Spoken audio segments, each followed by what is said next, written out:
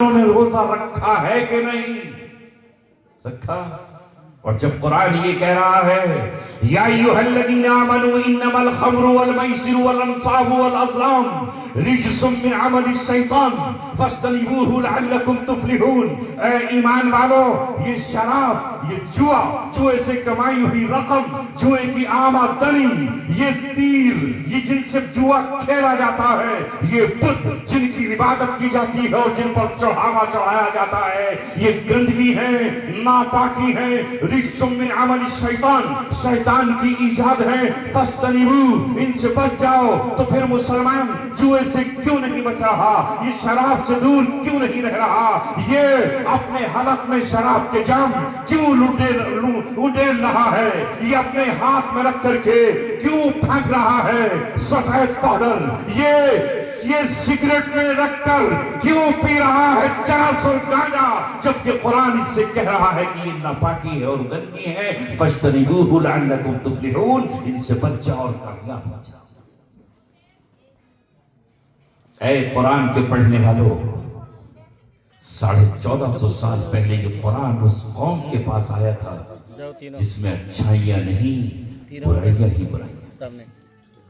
شراب وہ پیتے تھے، جوا وہ کھیلتے تھے، زناکاریاں وہ کرتے تھے، مگر جب قرآن نے ان سے کہا وَلَا تَقْرَبُوا الزِّنَا إِنَّهُ كَانَ فَاحِشَةً وَسَاءَ سَبِيلًا، جب قرآن کریم نے کہا کہ یہ زنا بے حیائی ہے، کھلی ہوئی بے حیائی، اس کے قریب مت جائیے، رب دو جہاں کی قسم، ایک لمحے میں انہوں نے توبہ کر لی اور ہر وہ چیز جو اسلام نے اور شریعت نے حرام قرار دی تھی اسے قریب لے کر نہیں آئے۔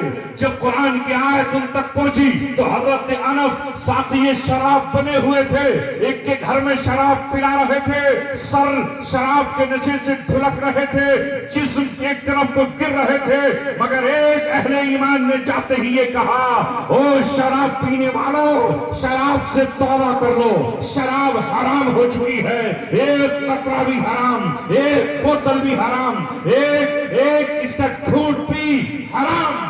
تو اسی وقت نشے کے عالم میں انہوں نے توبہ کر لی، جس کے ہاتھ میں جام تھا اس نے توڑ کر پھینک دیا، جس کے ہاتھ میں سراہی تھی سراہی کو چکنا چور کر دیا، جس کے منہ میں تھی اس نے کلی کر دی، اور جس کے مرغے میں تھی اس نے انگلی ڈال کر حلق سے طے کر ڈالی، جس کے گھر میں مشک رکھی ہوئی تھی شراب کی اسے باہر لے کر آیا اور اسے اڈیل دیا، اور جس کے گھر میں شراب کے مٹکے تھے لایا باہر اور لاٹھی سے اسے توڑ ڈالا۔ مکے میں مدینے میں جہاں جہاں تک اہل ایمان بستے تھے وہاں شراب اس طرح بہ رہی تھی جس طرح بارش کے موسم میں پانی نالیوں میں بہتا ہے۔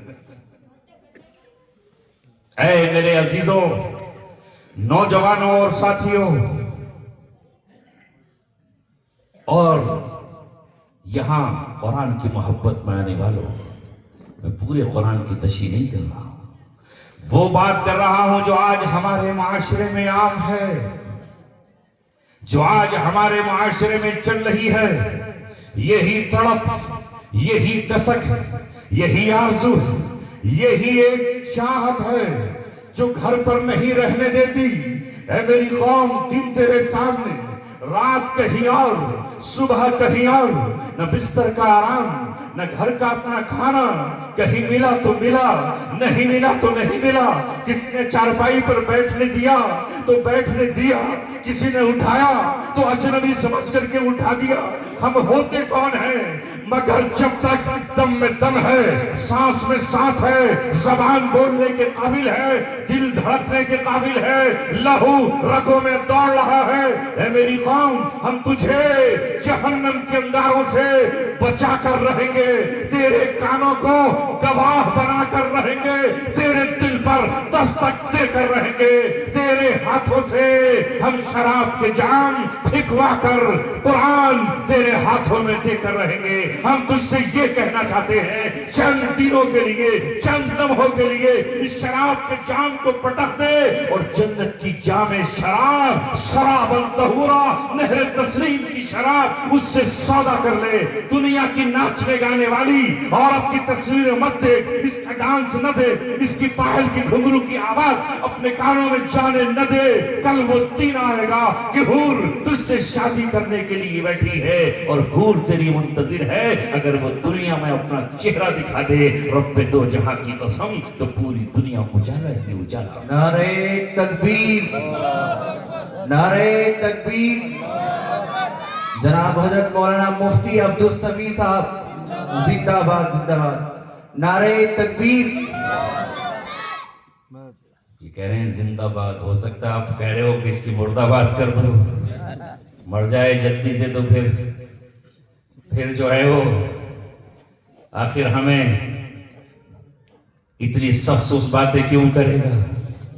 مگر سنتے تھے ہم بچپن میں کہ کوے کے کوسے سے جانور نہیں مرتا. اللہ تبارک و تعالیٰ نے تقدیریں لکھ دی ہیں. زمین و آسمان کے بنانے سے 50,000 سال پہلے اللہ نے تقدیر لکھ دی ہے. جب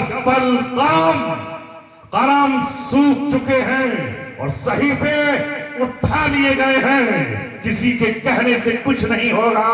لاکھ مردہ بات کوئی کہے اور لاکھ مرنے کی تمنا کرے اور لاکھ نفرت و گھرنا کرے، کچھ نہیں ہونا. اللہ تبارک و تعالی نے جس کا انتخاب کر لیا ہے. یہی ٹکراؤ ہے آج سے لے کر 100 سال پہلے تک. بنی اسرائیل یہی تو کہہ رہے تھے آخری پیغمبر ہمارے خاندان سے کیوں نہیں آیا، ہمارے قبیلے سے کیوں نہیں آیا، بنو اسحاق سے کیوں نہیں آیا، بنو یعقوب سے کیوں نہیں آیا، یہ بنو ہاشم سے کیوں آیا، بنو اسماعیل سے کیوں آیا. اللہ تبارک و تعالی نے کہا وہ آ گیا.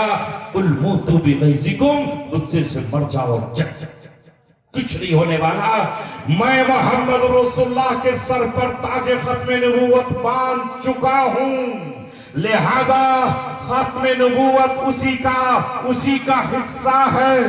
اور محمد رسول اللہ کے ساتھ بنی اسرائیلو، اے اسرائیل کی اولادو، تمہیں محروم کر چکا ہوں. ان پر میری رحمت ہے، تم پر میری لعنت ہے. ان پر میرا پیار ہے، تم پر میرا غضب ہے. میں تمہاری جگہ اب ان کا انتخاب کر چکا ہوں. اب ان کے ہاتھوں میں قرآن اور خانہ کعبہ دے چکا ہوں. تمہارا قبلہ تو کوئی بھی چھین لے گا تم سے. ان کو جو میں نے قبلہ دیا ہے، اے مسلمانوں، تمہارے پاس جو اللہ کی نعمتیں ہیں ان کا استحضار کیا کرو. اللہ تعالیٰ فرما رہا ہے کہ اللہ کا شکر ادا کیا کرو. وَإِن تَعُدُّوا نِعْمَةَ اللَّهِ لَا تُحْصُوهَا. اللہ کی نعمتوں کو اگر شمار کرنے پر آؤ گے تو شمار نہیں ہوں گی تم سے. خدائے ذوالجلال کی قسم، بنی اسرائیل 6 لاکھ جو مصر سے نکل کر صحرائے سینا اور وادی تیہ میں پہنچے تھے، ایک سامری آیا اور ان کو گمراہ کر کے چلا گیا، بچڑے کی عبادت میں لگا کر انہیں اس قابل کر دیا کہ توبہ بغیر قتل کے قبول نہ ہو. الحمدللہ یہ امت وہ ہے، ایک نہیں 1 لاکھ سامری آ جائے، میری امت گمراہ نہیں ہوگی. ایک جماعت، ایک دستہ اور ایک فرقہ. اللہ کے رسول نے فرمایا لا تزال طائفة من امتی ظاہرین علی الحق لا یضرهم من ناواہم. میری امت کی ایک جماعت ہمیشہ حق پر رہے گی، ان کے مخالف ان کا کچھ نہیں بگاڑ پائیں گے. یہ غالب ہو کر رہے گی حتی یاتی امر اللہ، یہاں تک کہ اللہ کا حکم آ جائے. اور ایک حدیث میں حتی یاتی عیسیٰ ابن مریم، یہاں تک کہ عیسیٰ ابن مریم نازل ہو جائے. کس نے حفاظت کا انتظام کیا؟ اللہ. یہ قرآن نہیں معلوم ان کے باپ امیر ہیں یا غریب، نہیں معلوم اس بچے کا باپ رکشہ چلاتا ہے یا کسانی کرتا ہے، نہیں معلوم یہ امیروں کے بچے ہیں یا بادشاہوں کے شہزادے ہیں، لیکن یہ قرآن 1400 سال سے اسی طرح محفوظ ہے جس طرح لوح محفوظ میں اللہ نے اس کو رکھا ہوا ہے. یہ قلب محمد میں محفوظ، جبریل کے سینے میں محفوظ، ابوبکر صدیق کے سینے میں محفوظ، یہ حضرت علی کے دل و دماغ میں محفوظ، تو اسی طرح ابی بن کعب کے دل میں محفوظ، یہ عبداللہ بن مسعود کے ذہن میں محفوظ، تو اسی طرح آج تمہاری بستی شیخ پورہ میں اور پوری دنیا کے کچھ گلی قریہ بستی میں حافظات کو نظر آ جائے. کس نے حفاظت کا انتظام کیا؟ اللہ. تمہارا قبلہ بھی محفوظ, تمہاری کتاب ہدایت بھی محفوظ, اور تمہارے نبی محمد صلی اللہ علیہ وسلم کا وجود قبر اطہر میں محفوظ.